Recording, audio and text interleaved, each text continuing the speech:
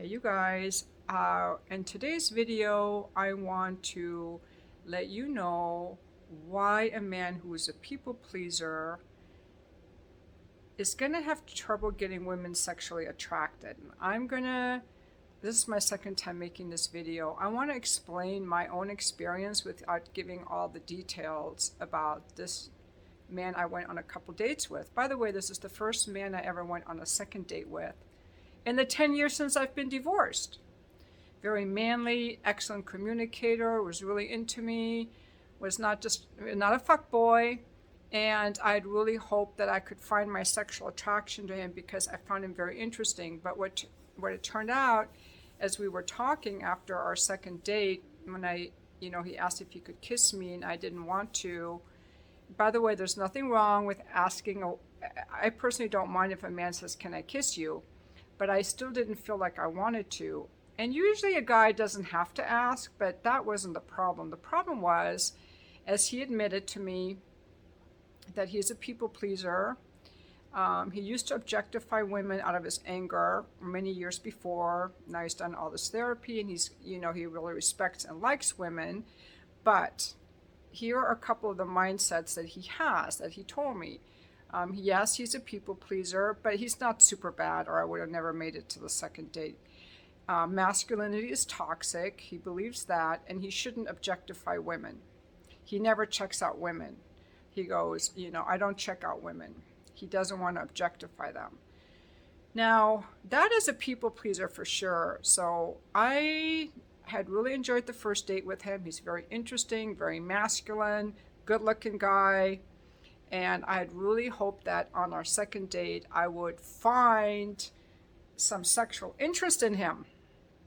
And then I also wanted to know if I could, have fun with him and play and have fun and laugh and do fun things.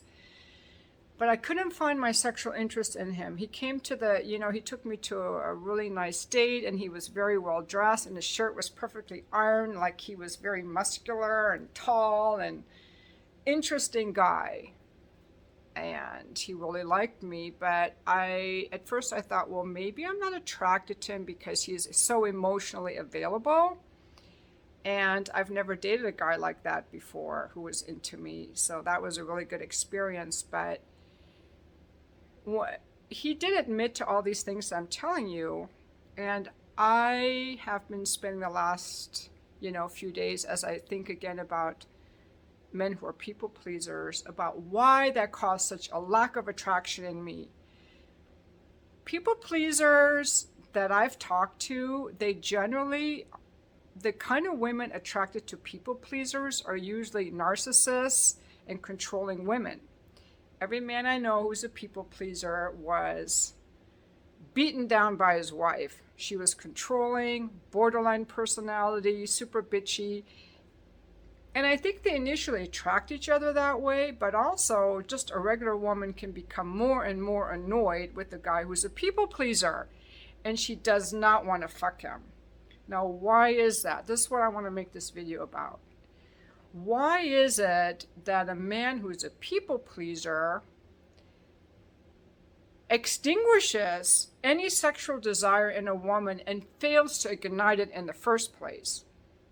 Now, I want to tell you, I went to the Nordstrom yesterday to get some shoes, and even I was at a pizza place the other day, the guy making pizza, and I felt very attracted to these guys. I just felt their masculinity, their sexual energy, and they weren't smiling all the time. Okay, this guy I'm talking about, the people pleaser, was smiling all the time. That was a turnoff, the constant smiling. And the shoe guy, at the end, as we were talking, he got a little close to me as we were talking, and it created a little sexual tension. So as I'm thinking about why I wasn't attracted to my date, he never did get really close to me. He told me that I looked pretty. When he got there, you look pretty, but he didn't sexualize me. You've got to sexualize the woman somewhat. And what it is to me was internally he has disowned his masculinity. I did recommend to him that he read No More Mr. Nice Guy by Dr. Robert Glover, and also that can't feel attracted to him when he's people pleasing and he has disowned his sexuality. And he did tell me that he looked at all the resources I sent. He really appreciates it. However, he gets the feeling that I'm looking for him to make some changes, and he's not willing to accommodate that, and that he hopes that I get everything that I want in a relationship. So I'm like, thank you for sharing your boundaries, because this guy really needs to have encouragement on his boundaries. My guess is, I don't know anything about his past relationships, but my guess is all these women were always trying to change him or control him in a bitchy way. And I'm actually like coming at a relationship from like a healthy way. I like a masculine man. So, and there are a lot of men who are not in their masculine energy. And it's not about talking about sex or how you dress. It's your internal state that we can pick up on.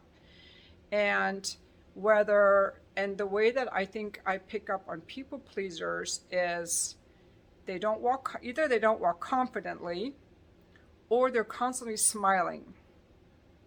Those are like really big turnoffs. And they don't own their sexual energy. And I can feel that.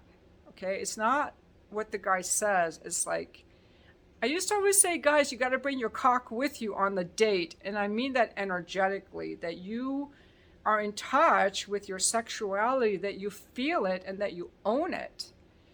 And a lot of people pleasers haven't. And so this is what we're going to talk about now. And this topic is very dear to my heart because it's my own personal desire to meet men that I can date. And I don't see any. It's been 10 years. And I want to see more single men who are like full of life, happy with their lives, who own their sexuality, who own their masculinity, and who are interested in a woman for a relationship. So no fuckboys, who are emotionally available and fully developed. I don't talk about narcissists or controlling men. I don't know why I don't.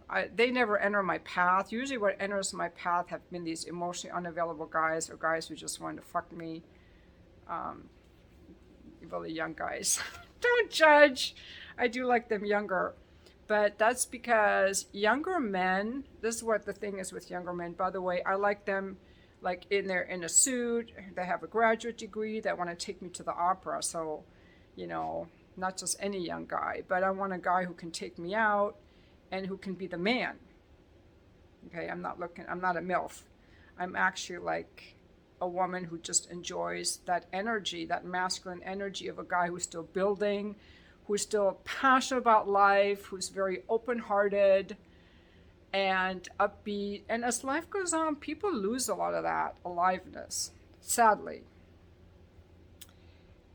By the way, I love this cute little dress. I bought this yesterday also. Super cute. Super cute dress. Okay. So someone had emailed me on this topic recently, and I just want to tell you what he and I discussed in this email. This is a gentleman who told me that he had been married for a couple decades and he was a people pleaser, and his wife was controlling. And the longer he was in that relationship with her, the more beat down he became, because his self-esteem just sunk, because she kept putting him down and putting him down and putting him down. And then finally, because of his kids, he was like, I don't want my kids to see this as the role model for a man.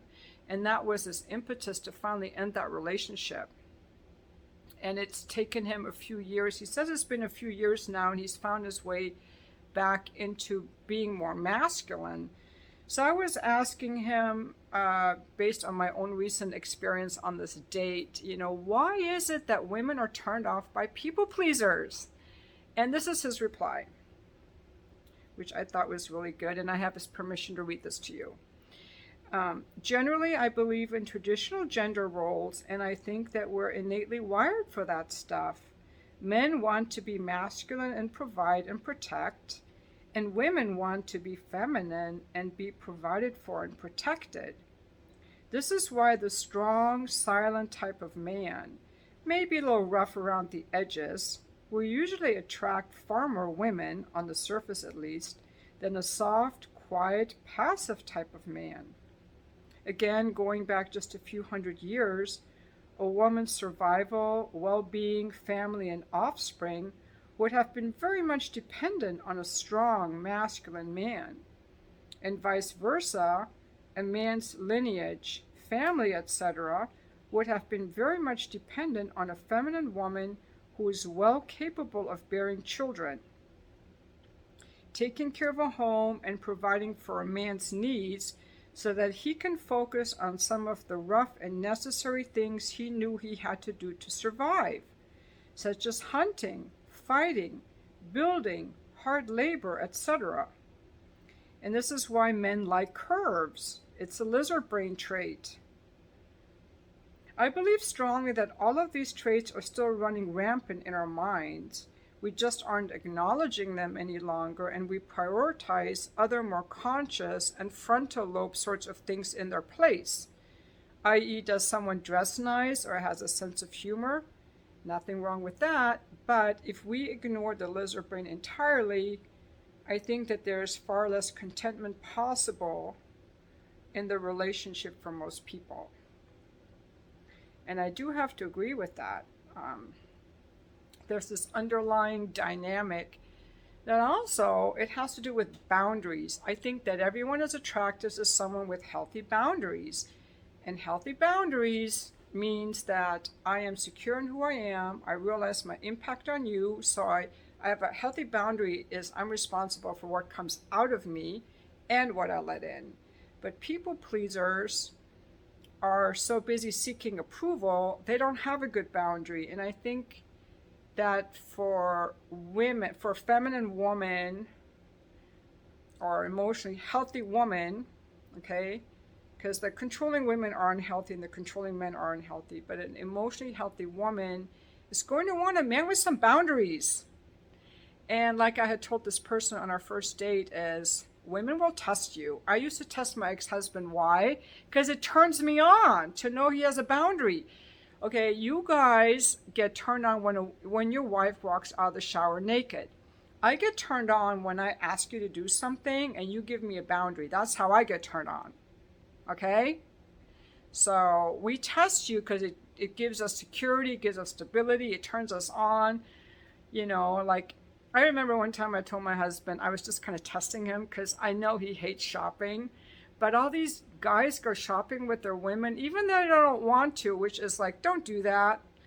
But I was like, hey, you know, will you go shopping with me? And he goes, no, I don't go shopping. Good, you passed that test. I remember one time this guy took me shopping. And I think I asked him to hold my purse. And he's like, no, I don't hold purses. Or maybe I saw that on a YouTube clip. But you got to be able to say no because it turns us on. It turns me on when you have a boundary. And that's how kids also need their parents to have a boundary. It creates security. When you give me a boundary, it creates security. Also, the guys who are people pleasers end up being resentful because they have abdicated their own needs because they're so busy seeking approval. And when you're so busy seeking approval, you're not a guy I can count on to surrender and submit to in the bedroom or anywhere. Because now I feel like I'm in charge, and I don't want to be in charge energetically. I want you to be your own separate person. And the people pleaser is not his own separate person. But the people pleaser is going to be very attractive to a woman who wants to use him and control him. And if she fucks him, it's just to get supply or something. It's not going to be because she's attracted to him. Now, there's a difference between being a people pleaser and being a submissive. I'm not into BDSM, but I know some men like to be submissive. And maybe sometimes when you're having sex with your partner, you want to change roles. That's totally okay because now you're doing it because, hey, I want to be submissive and for the next hour, for the next 2 hours, or, you know, I like you, wife, to take the lead in planning the dinners. And I will take the lead in doing the garden work, for example. But the people-pleasing is not the same as being kind. Kindness and proper submission comes out of a sense of power. This is what I want. But people-pleasing comes out of, I need your approval or I think I'm going to die. And so I want to read to you guys some things from this article I found that I thought was really good about where it comes from. Because in my experience working with men, and I've worked with men for 8 years as a bookkeeper, is that the people pleasers, and I talk to them, a lot often about their childhoods and stuff. They usually were raised by a single mom, so they never had the role model of what a strong man is. They don't know what a strong man is, and all they know is they have to please mommy. That's what a boy does, and they're going through as adult men, still as a little boy, trying to please the woman.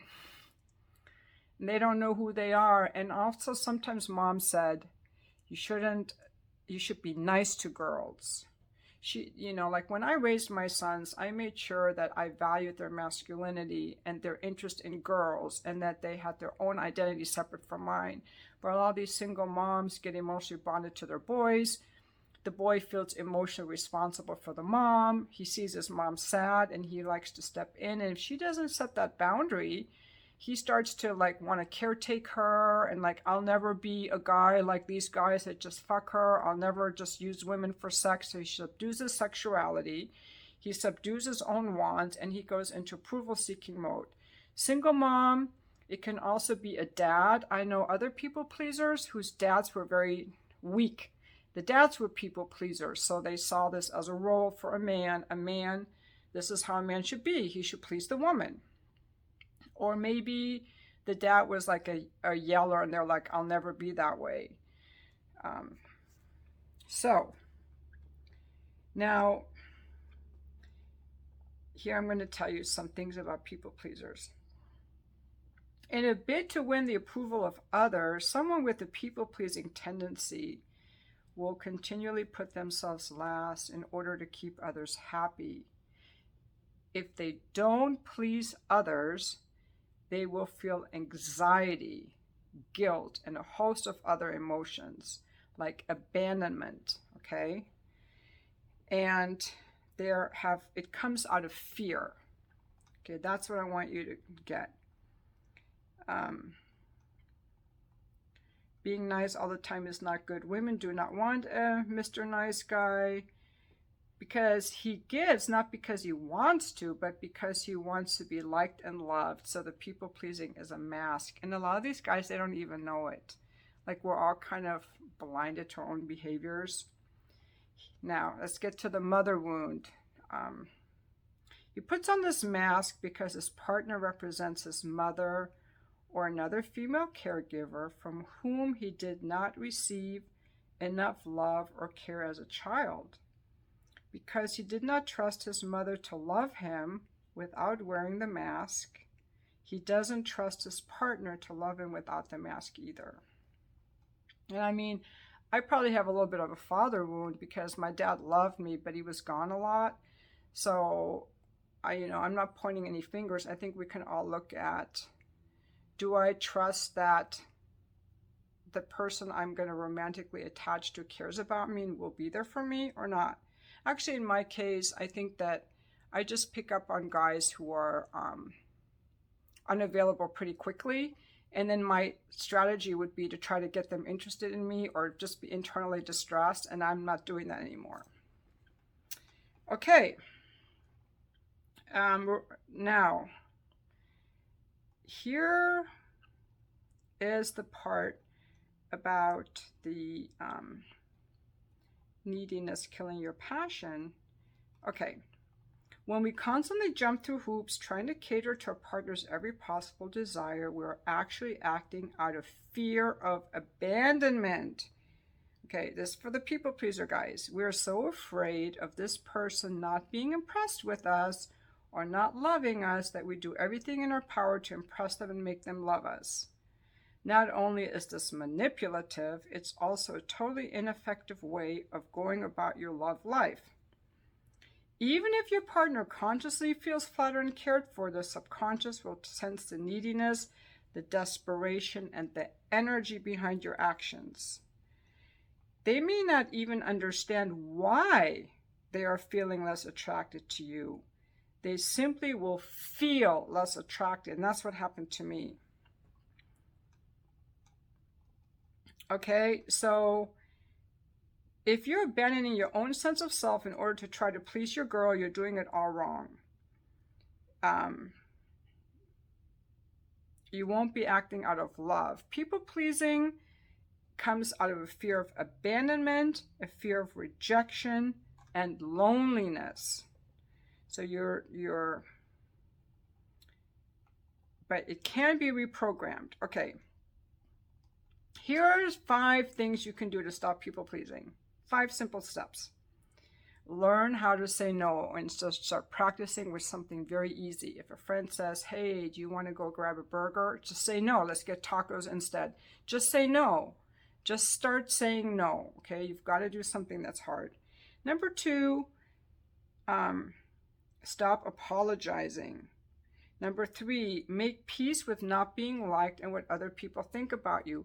Look for approval from yourself. Don't have your awareness out there all the time. Start giving yourself permission to love yourself and approve of yourself and bring the attention more inward. Spend more time with other men, masculine influencers. And also, I think it helps to realize that women are not your mom. See, another thing is super important in dating is to realize that some of the habits of how we treat people has to do with how we would treated people in our family, and that is not sexually attractive. And the other thing that men have to realize, a lot of people have an unhealthy relationship with their sexuality. It's the shadow, and it either comes out by being sexually too aggressive and violating people in that way, children or your partner or some random woman, in an abusive way, attacking and violating, or by having no sexuality at all, or by putting all your sexuality into porn. People have to start to value their sexual energy. And the thing is, I can't feel attracted to men whose sexual energy is shut off. That's how they get friend zoned. That's just the way it is. I don't know how to explain it any other way. I don't know. I had this good-looking guy in front of me. He was very well dressed. He had taken me to this nice dinner. He was very interesting. He was younger, the way I like, but he had suppressed his sexual energy. He was a little bit on the approval-seeking side, and I just didn't want to kiss him. I didn't even want to really hug him. I didn't want to go on another date. And I'll tell you what happened when I got home. I was very sad when I got home from that date. I was really disappointed, and I cried. I cried for maybe half a minute. And I was sad for the next day. I was a little bit sad because I had really wanted to feel attracted to him. He seemed like such a good prospect. But I was disappointed that I didn't feel attracted to him. I was disappointed that I couldn't feel attracted to him. So it's not about women being bitches. It's not about women being difficult. My whole body just was like not interested because he had shut down all of his masculine energy. Okay? He wasn't owning it. And because he wasn't owning it, he wasn't exuding it. I could feel it. And I found that very interesting. I've never experienced anything like this before in my life. Usually I get these guys that are like very much in touch with their masculinity and their sexuality, but they're not sexualizing me. They're very respectful, but I can feel that energy. The last guy I hooked up with 2 years ago, and he was sitting right there on my sofa. I found him on Bumble, and he was so hot. I think he was younger, let's just put it that way. And he was 30, okay? Don't judge. Again, I like men who are really successful.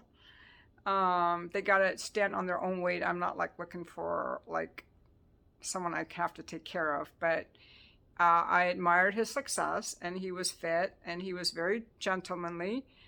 And I told him when I met him We had met for a drink. I told him that he could come over another day because I don't invite men right home, and we would hook up because I was looking for a hookup on Bumble.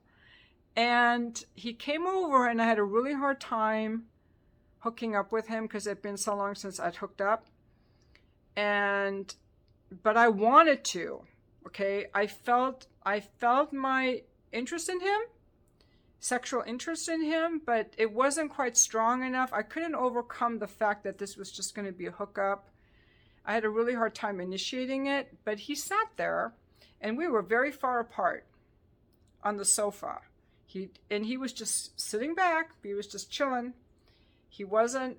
My point being that I felt a sexual energy, even though he wasn't coming close, he wasn't making advances, he wasn't making any moves, he wasn't saying anything, he was just chilling. And I've had sex with these guys that are like, they just kind of lay back in bed, you know, they're just kind of chilling while they let me do whatever.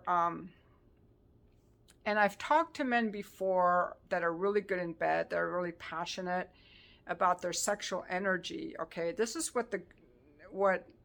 because I'm always trying to find out, like, what is the attraction thing? And the men that are really good in bed, their sexual energy is, they own their sexuality and their masculinity, and they're really turned on. And I can tell they're turned on. And they use restraint. They're not anxious, they're calm, okay? This is what it is. Because if they're anxious, then I'm like, okay, take a deep breath, okay? Because you're supposed to provide and protect and be strong. And so they're very strong, like the guy that was sitting there, you know. He works like almost like with the SEALs and that kind of a thing, you know. So he has a lot of like physical discipline and composure. But anyway, you just kind of want to be inwardly calm while you're aroused. So we feel your energy. We feel people's energy, you guys. It's often subconscious, but I'm aware of it. Okay, because I don't feel energy, but I mean, some things are so obvious. So you want to be calm while you're turned on. So you're not all anxious and fumbling and trying to get your dick in there.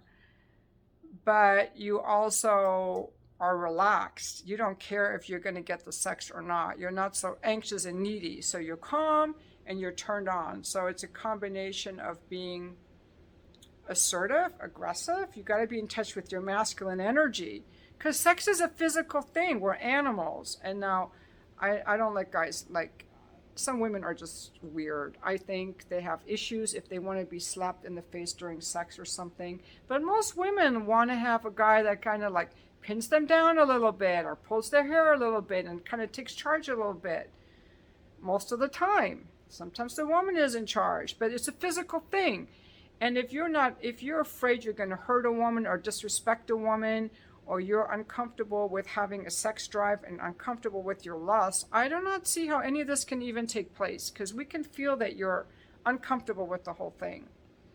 So what men really have to own is their sexual energy, and that's the only best way I can describe it.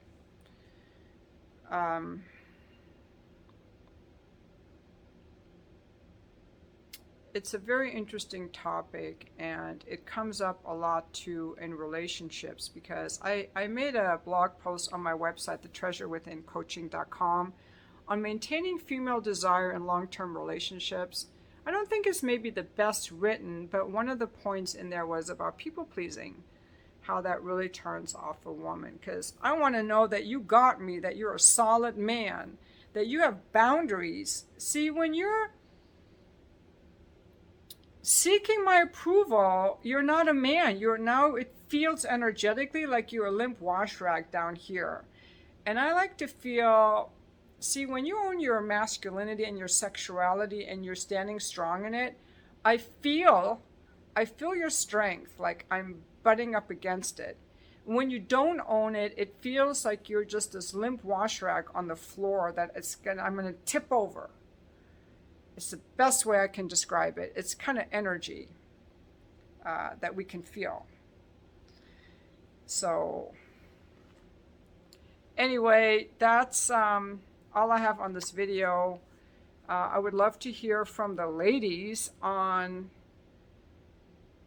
your own experience on feeling sexually attracted to men that are people pleasers or not, you know? And men, if you're a people pleaser, have you noticed that you attract controlling women or do you attract feminine women, you know? And how has this impacted your dating and your sex life if you're a people pleaser? And how have you gotten out of being a people pleaser? Has it been therapy? Has it been men's groups? What have you done? Sometimes people just get so fed up. I'm just like, fuck that. All that people pleasing did nothing for me. I'm going to start using my own boundaries and taking care of myself. And ultimately, that's what makes people be attractive, when you're just being you. And don't apologize for existing. You deserve to take up space. You deserve to breathe. You deserve to take up space. Okay? So, yeah, I definitely love men. I love a guy who is in touch with his masculinity and who lives from the heart. If I could find a guy like that who lives within 10 or 15 miles of me and who's interested in me, oh my God, I would just be so thrilled. I think I make a lot of these videos out of my own unmet need for finding this type of guy and encouraging men, because we need men to just be like, remember, we're animals. You got to own your masculinity. Never let anyone tell you that it's toxic. Don't listen to these people. I mean, toxic femininity exists too. Toxic just means somebody who's just like ruins people's lives. I don't like that term, toxic masculinity. But anyway, thank you for watching my video.